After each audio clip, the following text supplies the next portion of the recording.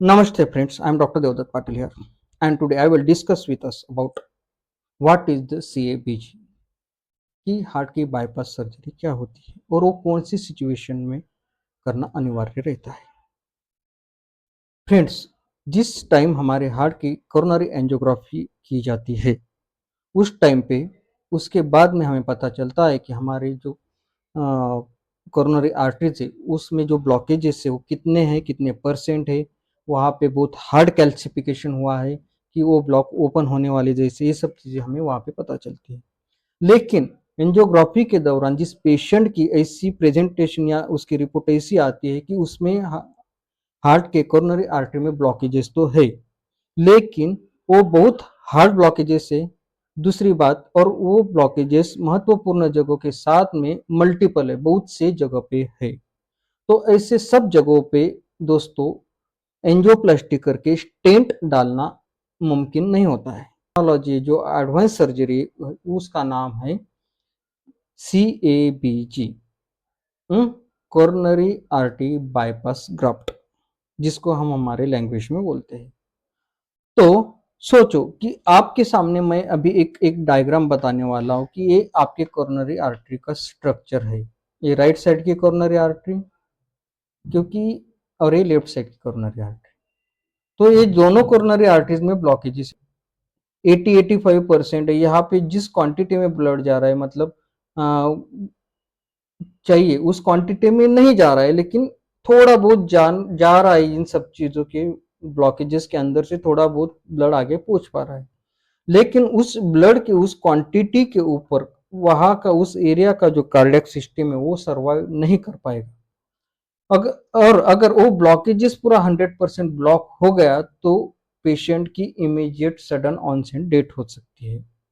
ये सब चीजों को अगर मध्य रखते हुए हमने एंजियोग्राफी के बाद में अगर यहाँ से कुछ मल्टीपल ब्लॉकेजेस है कि जहाँ पे एक तो ब्लॉकेजेस बहुत हार्ड है, दूसरे बहुत मल्टीपल जगह पे है, और तीसरा ब्लॉकेजेस ऐसी जगहों पे है कि जहाँ की जो कोरोनरी आर्टरीज है वो बहुत दुबली पतली है, बहुत बारीक है, जहाँ पे आपने स्टेंट डालने के बाद वो स्टेंट ब्लॉक होने के चांसेस बहुत ज़्यादा हो सकते हैं। ऐसे कंडीशन में वो पेशेंट को रेफर किया जाता है दोस्तों बाईपास सर्जरी के लिए।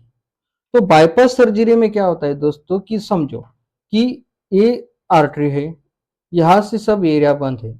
यहाँ पे एक सिंगल जगह होती तो स्टेंट ठीक था, लेकिन ऐसे ब्लॉक यहाँ पे है, यहाँ पे है, और कुछ जगह पे बारीक बारीक है। तो इन सब जगहों पे आप स्टेंट नहीं कर सकते। तो ये कोरोनरी आर्टरी जहां से चालू होती है, समझो, तो ये ब्लॉक होने के पहले यहाँ तक तो खून आता है, और ये जहां से ब्लॉक हुई है वहां तक भी खून आया है। ये बात तो आपकी समझ में आ रही होंगी। देखो यहाँ तक तो खून आते रहेंगे। हाँ, यहाँ तक खून आते रहेगा, यहाँ तक भी खून पहुंच पाएगा, लेकिन जहां पे ब्लॉकेज जैसे वहां पे नहीं पहुंच पाएगा। तो कोरोनरी आर्टरी बाईपास ग्राफ्ट में CABG में क्या होता है दोस्तों कि ये ब्लॉक यहाँ से है, सोचो यहाँ पे जो एक ब्लॉक है, तो वो ब्लॉक के यहाँ से यहाँ से एक दूसरी जगह की एक आर्टरी या एक वेन निकाली जाती है दोस्तों, यहाँ से वो ज्वाइंट की जाती है।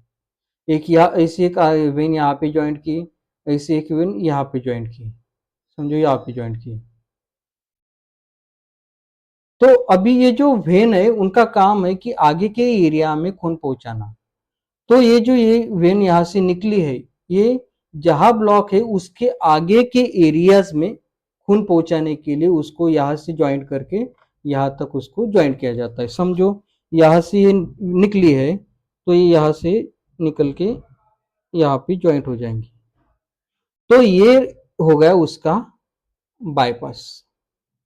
तब ये ब्लॉकेजेस है, वो ब्लॉकेजेस निकला नहीं है, लेकिन यहाँ से ब्लड फ्लो डायरेक्टली आगे के एरियाज में, सब एरियाज में पहुंच रहा है।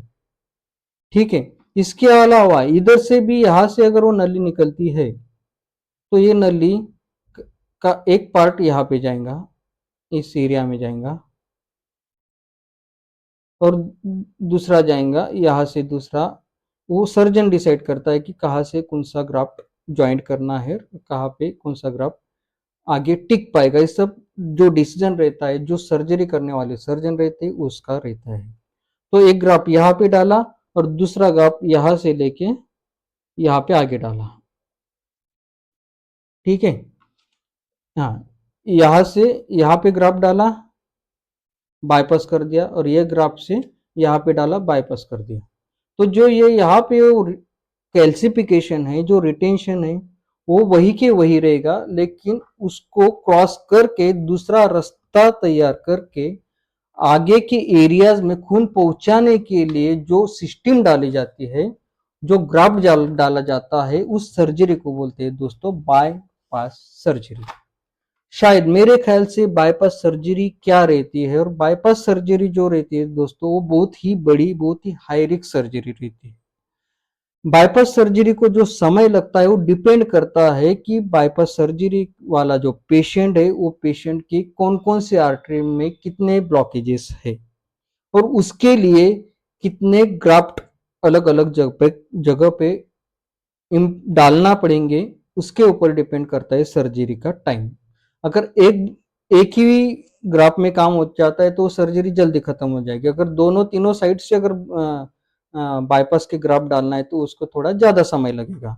ये सब चीजें डिपेंड करती है कि बाईपास की सर्जरी को कभी 3 घंटे में भी हो जाती है, कभी 4-5 घंटे, कभी के साथ 6-7 भी लग जाते हैं।